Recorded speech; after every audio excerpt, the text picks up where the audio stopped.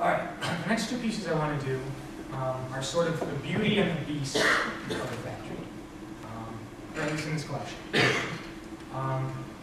The demographics, we had a few guys like me, college guys. We had 5 women in their late 40s to early 60s, and the rest of them were all men, between 40 and 70 years old. But there was one younger girl in her 20s, and she was the one who always seemed happy. She always had a smile on her face. She always seemed to find some way of enjoying herself in the factory. And people didn't like that a whole lot. People seemed to resent that a bit. Blondie. Blondie floats across the factory floor to her workbench after lunch. 25 years old, with arms spread, airplane wide, wings span the aisleways. The engine faintly rolls off her lips.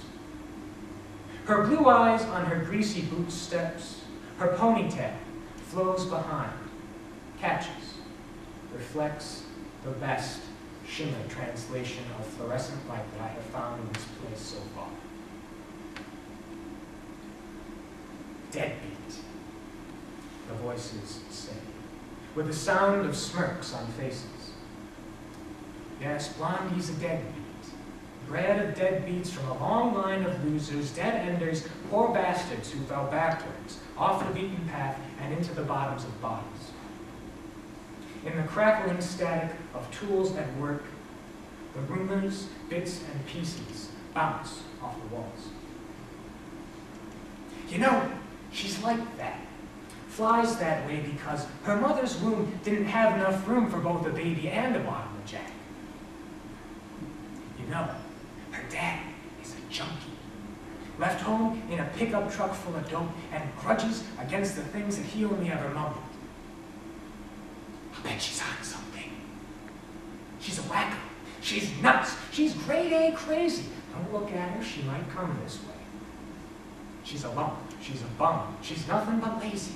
Look at her, eating her Fritos that way. I bet she's on something. What moron gave her a screwdriver? And she'd be pretty. She wasn't such a freak. She brought a box of Cheerios for lunch. I don't think I've ever seen her work. Does she wash that uniform shirt? She's the dopiest person I know, and I know a lot of dopes. She's walking a tightrope around this place. Oh yeah, I'd do her. If she wasn't such a freak. Crazy eyes. She's got crazy eyes. She laughs to herself too much. I don't get her. I don't like her. We don't want her. We don't need her. Yeah. But she's on something. The whispers trail. Workday exhaust along which she runs the tips of her outstretched wings on each solo flight across the factory floor. She must hear it all. She must pick up these scraps, catch each glint of the light that they think they're shedding. She smiles as she floats across the factory floor, arms spread, airplane wide, blue eyes glued to boot steps, wide like a child's stare out the airplane window. As ant-sized people wander down below, their voices not loud enough to reach through the clouds as she passes overhead.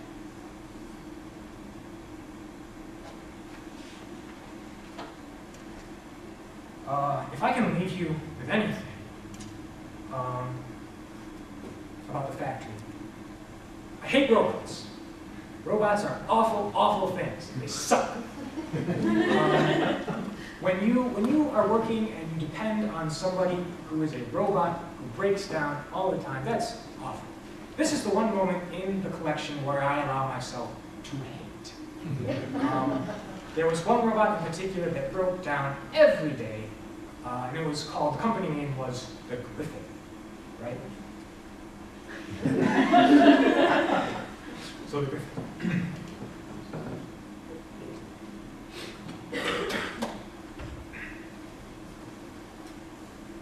Griffin.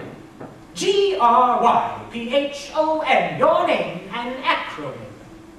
Letters represent words, piece by piece. Words we cannot remember in your shadow if we ever knew them beast. You buzz hum proudly to yourself as you do your something with the parts.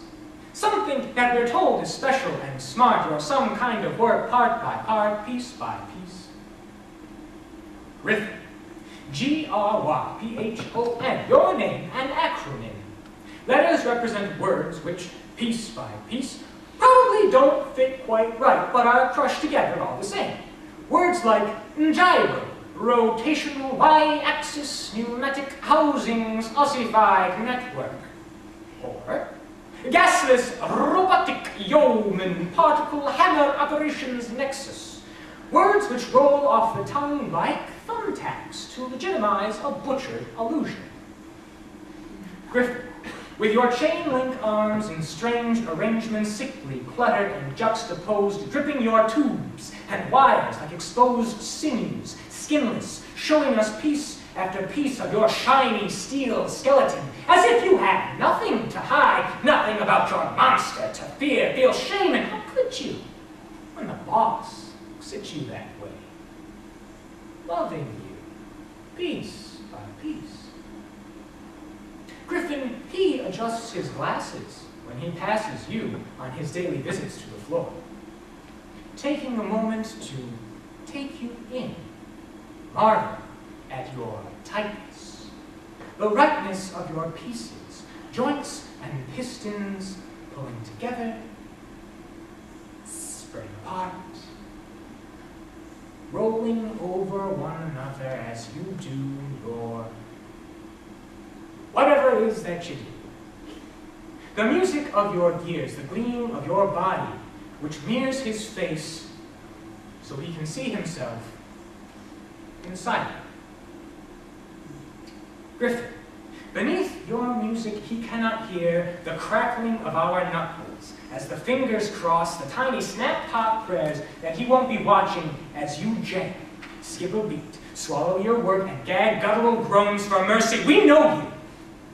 Like a workshop full of mothers, we know the sounds of your pain as piece by daily piece slips from your talons and into your belly, gets caught in a cruel clang constipation. Griffin, we know you. Your show cannot fool us, not we who scrape your bottom, clean you of all the dropped pieces. By pieces, I mean once were pieces, now shreds and threads of steel and plastic we asked you to do your something with. Of things that now pile up in scrap bins, $50, $60, $120 defectives slipping off the tips of your metallic butterfingers as you dream your daydreams. Griffin, we have visited your monster's mind, tickled the ghost in the machine, sifted piece by piece, circuit by circuit. We know of your faulty connections, your scrambled brain. Griffin, we know you. Don't think that we don't. We may not know the words behind the letters of your name, but in your shadow, we know you. You tear your borrowed title from the fabric of myth and pull it, pin it in the air with the points of your claws. We remember why you are here. Do you remember that we are here, Griffin? Do you even know? Can you feel that? Can you feel Jerry kick your metal shin? Hear him mutter his, "Fuck you," as he clears your clogs, sweeps the scraps at your steel toes. The steel toe of his boot, Griffin. Can you feel that?